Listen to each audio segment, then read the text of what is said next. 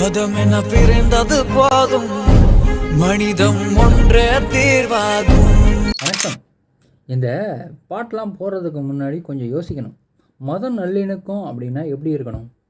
80 வருஷத்துக்கு முன்னாடி விளக்கு போட்டுருந்தேன்டா நண்பா, இப்போ நான் போட்டுக்கிறேன்டா நண்பா அப்படின்னு சொல்லும்போது, சரி நண்பா போட்டுக்கோ அப்படின்னு சொன்னா தானே அது மத நல்லிணக்கமாகும்.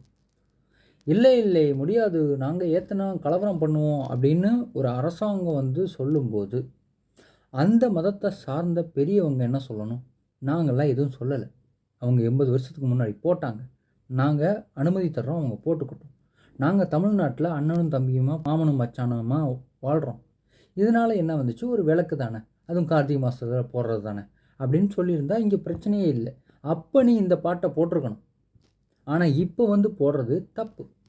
தமிழ்நாடு அரசுக்கு மட்டும், தமிழ்நாடு அரசுன்னு சொல்ல வரல, இந்த திமுக, காங்கிரஸு, விசிக, பேர் என்ன, கம்யூனிஸ்ட்டு, இந்த தீகா கும்பல், இவனுங்களுக்கெல்லாம் இந்துக்களுக்கு ஏதாச்சும் ஒரு பிரச்சனைனா ஒருத்தன் கூட வரமாட்டான். ஆனால் இதுவே ஒரு சிறுபான்மையினருக்கு ஏதாச்சும் ஒரு பிரச்சனைனா உடனே வந்துடும். ஏன்னா ஒரு திருச்சிக்கு பக்கத்தில் ஒரு கோவிலே வகுப்போடுக்கு சொந்தமானதுன்னு சொன்னோன்னே ஒருத்தன் வாயை திறக்கல, ஒரே ஒருத்தன் வாயை திறக்கல. இந்த 4 கட்சிகளை சொன்னான்ல, இவனுங்க ஒருத்தன் கூட வாய் திறக்கலை. திறந்தது ஒருத்தன், அவனை மதச்சாயம் அடிக்கிறானுங்க செய்யின்னு. இந்த திருப்பரங்குன்ற விஷயம் இப்போயும் ஒருத்தனும் வாய் திறக்க மாட்டானுங்க.